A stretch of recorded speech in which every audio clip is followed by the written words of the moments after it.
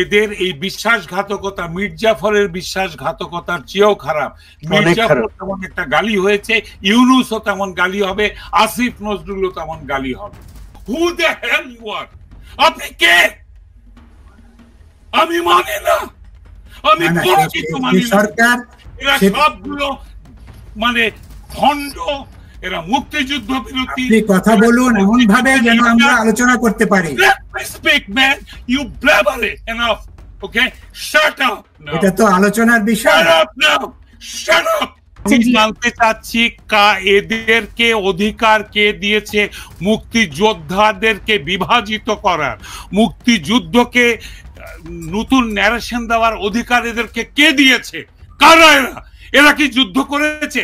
Doctor ইউনূসের কোন রকম contribution আছে এখানে? আর যারা তার উপদেষ্টা তাদের বাপ দাদাও তো ইয়েতে ছিল। এবং আমি চ্যালেঞ্জ করে বলতে পারি, এখন যারা এই তথাকথিত বিপ্লবী সরকার চালাচ্ছে এদের সবগুলোর গোড়া রাজাকার।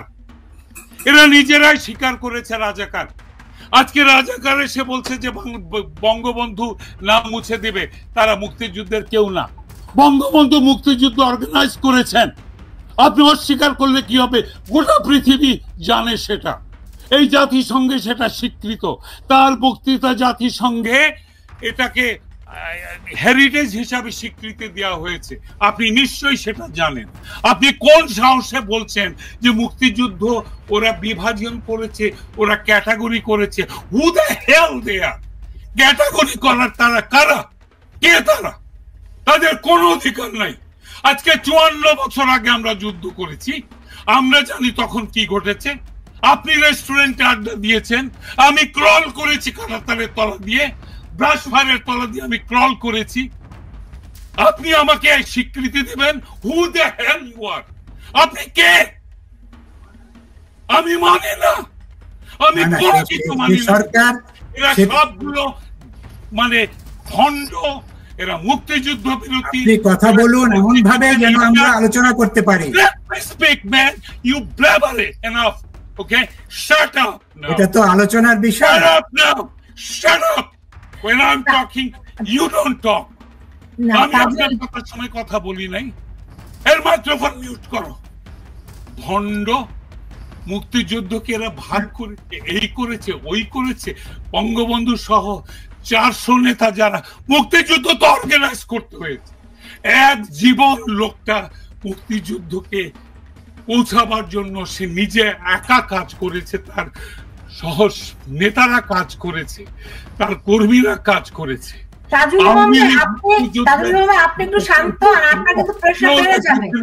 Listen, if you don't let me finish, I'll leave. If you don't let me finish, I'll leave. So yeah, let me talk. Let me talk. মুক্তিযুদ্ধ শুরু হওয়া পর্যন্ত তার পিছনে 27-28 বছরের ইতিহাস আছে। সেটাকে অস্বীকার করে আজকে বঙ্গবন্ধুকে অস্বীকার করে, আজকে 7ই মার্চকে অস্বীকার করে, 26শে মার্চ, 16ই ডিসেম্বর সবকিছুতে এরা অপমান করেছে, ইনক্লুডিং 21শে ফেব্রুয়ারি। এরা এনে পাকিস্তান থেকে কাওয়ালির আসর বসিয়েছে। এরা বাংলাদেশের স্বাধীনতার আতুর ঘর ভেঙে দিয়েছে। এরা 32 নম্বরে প্রথমে আগুন দিয়েছে, তারপরে বুলডোজার দিয়ে ভেঙেছে। বঙ্গবন্ধুর ভাস্কর্যের মাথায় উঠে প্রস্রাব করেছে। অসভ্য ইতরের বাচ্চারা সব নরধম, ইতর, পশু, পশুর চেয়ে অধম। এগুলো সিম্বলিক। বঙ্গবন্ধুর মাথায় পেশাব করা মানে বাংলাদেশের স্বাধীনতার উপরে প্রস্রাব করা। 32 নম্বর পুড়িয়ে দেওয়া মানে বাংলাদেশের স্বাধীনতার আতুর ঘর পুড়িয়ে দেওয়া। বঙ্গবন্ধুর ভাস্কর্যের গলায় দড়ি লাগিয়ে 21শে ফেব্রুয়ারি শহীদ মিনার তাকে ফাঁসি দিয়েছে। দেখেননি এই অসভ্যতা? এই অসভ্যতার পক্ষে কথা বলতে এসছেন? লজ্জিত হওয়া উচিত পুরো জাতির। পুরো জাতির লজ্জিত হওয়া উচিত। আজকে জামাত ইসলামী মুক্তিযুদ্ধকে ন্যারেশন করছে, কোনটা মুক্তিযুদ্ধ কোনটা নয়।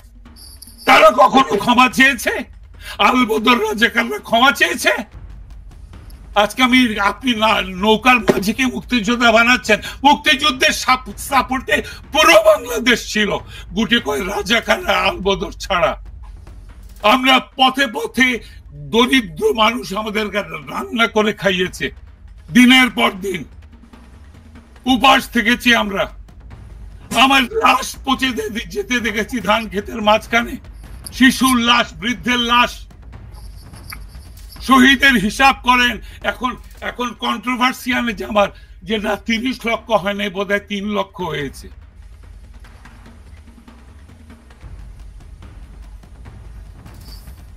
That's not right, man. That's not right. আপনি বিবেকের কথা বলেন, আপনি একজন শিক্ষক, আপনি বিবেকের কথা বলেন, মিথ্যা বলবেন না। আমাকে বলছেন না, আপনি জেনারেল স্টেটমেন্ট দিচ্ছেন। আপনার বক্তব্য পুরোটা শুনেছি। আপনি একজন ভণ্ড এবং মিথ্যাবাদী লোক। আমার মনে হয় আমরা এখানে বোধহয় প্রোগ্রাম শেষ করা দরকার। এদের সঙ্গে কথা বলুন। সুলতানা, এখানে বোধহয় প্রোগ্রাম শেষ করা দরকার। কথা বলবে বীরের মতো। ব্যক্তিগতভাবে বলাটা ঠিক হচ্ছে না ভাই। তাজুল ইমাম ভাই, ব্যক্তিগতভাবে আক্রমণ করাটা তো ঠিক হচ্ছে না। ব্যক্তিগত আক্রমণ কোন জায়গায় আক্রমণ হয় নাই? গোটা বাংলাদেশের ইতিহাস আক্রান্ত। এইসব তথাকথিত ইন্টেলেকচুয়াল রয়েছে নিন করে এখানে বদমাইশি করতে এসছে। Let me go. আমি তোমার শোর উপযুক্ত না। না আপনি থাকেন, তাজুল ইমাম ভাই, আপনি থাকেন, সবাই থাকেন। আমরা কথা বলবো। এবং তিনি যেটা বলেছেন অত্যন্ত ক্ষোভের কারণ প্রফেসর সাহেব শেষের দিকে বলছিলেন সেটা আপত্তির মতো কথা হয়েছে, সেটা বলা ঠিক হয়নি। যে তারা ওই 400 জন ওরা মুক্তিযোদ্ধা না, তো তারা কি? তাহলে তারাই শেখ মুজিবুর রহমান সাহেব শেখ মুজিব তো মুক্তিযুদ্ধের অর্গানাইজার, শেখ মুজিব স্বাধীনতার অর্গানাইজার, জন্মদাতা। বাবাকে অস্বীকার যারা করে তারা জারজ। বাংলাদেশের গর্ভে জন্মানো ক্রিমিরা, এরা মানুষ না, ম্যাগেট। চরমতম ঘৃণার সঙ্গে এদের নাম উচ্চারিত হবে। চরমতম ঘৃণা, এদের নামে ঘৃণার গায়ত্রী গাওয়া হবে, ঘৃণার গান গাইবে লোকে ঘৃণার গালি দেবে। এদের এই বিশ্বাসঘাতকতা মির্জাফরের বিশ্বাসঘাতকতার চেয়েও খারাপ। মির্জাফর তেমন একটা গালি হয়েছে, ইউনূসও তেমন গালি হবে, আসিফ নজরুলও তেমন গালি হবে। আমি একদম সঠিক কথা বলেছেন। ইতিহাসের মানুষ কথা বলতে পারে না বলে শেখ হাসিনার সময় বাক স্বাধীনতা ছিল না। এখন তো কথা বলার সঙ্গে সঙ্গে এখন পর্যন্ত প্রায় 250 সাংবাদিকের চলে গেছে। পুতুল, তুমি সুলতানা, তোমার জানার কথা, মিডিয়া ছিল, মিডিয়াগুলোকে বসংবদ গোলাম বানিয়ে, চাকর বানিয়ে, ওদের অ্যাপ্রুভেল ছাড়া একটা নিউজ দেয় না, একটা নিউজ এরা দিতে পারে না। ইউটিউব থেকে এদের সমালোচনা করলে তাকে অ্যারেস্ট করে, সে মেরে ফেলে, চাকরিচ্যুত হয়। ওই একটা বাচ্চা ছেলে, সাব্বির নাম, শিব্বি, আমি দেখলাম ইউটিউবার, তাকে পর্যন্ত 2 মাস ধরে জেলে, ছেলেটা মেরেই ফেলেছে। এরা আবার গণতন্ত্রের কথা এদের মুখে। মারা গেছে, মেরে ফেলেছে। আমি মনে করি না বাঁচিয়ে রেখেছে। ও যেরকম পাওয়ারফুল ইউটিউবার ছিল, ওকে বাঁচিয়ে রাখলে খবরই নাই। জামাত আস্তে করে জবাই করে, বেশি ব্যথা দেয় না, গলার শ্বাসনালীটা কেটে দেয়, হাতগুলো কেটে দেয়। আছে আমার কাছে। কি বলেন, সে তো জেনজি, এবং সে ডক্টর ইউনূস সরকারের অনেক সমালোচনা করে ভিডিওগুলি বানাতো। আমিও কয়েকটা তার ভিডিও দেখেছি। এস এম সাব্বির, এবং খুবই তীক্ষ্ণ বুদ্ধি সম্পন্ন ছেলে, হয়তো 20-22 বছর বয়স। ভাই, ওর বয়স বোধহয় সব বেশি হলেও 14 কি 15 হবে। ইউটিউব করে, একটা ছোট্ট মাইক্রোফোন বলে। আপনি কি জানেন তাকে মেরে ফেলেছে কিনা? আমার ধারণা এরা একটা জেল কিলিং এর জন্য তৈরি হচ্ছে, হয় শুরু করে দিয়েছে, নইলে একবারই মারবে। এর মধ্যে গায়ক, গায়িকা, অভিনেতা, এই যে অভিনেতার বাড়ি পুড়িয়ে দিয়েছে, ইউটিউবার, ব্লগার যারা লেখে, যাদেরকে ধরেছে, এদেরকে এরা ছাড়বে না, ওরা একবারেই কাজ সেরে দিবে। যেভাবে ওরা 4 নেতাকে জেল কিলিং করেছিল আরেকবার করবে।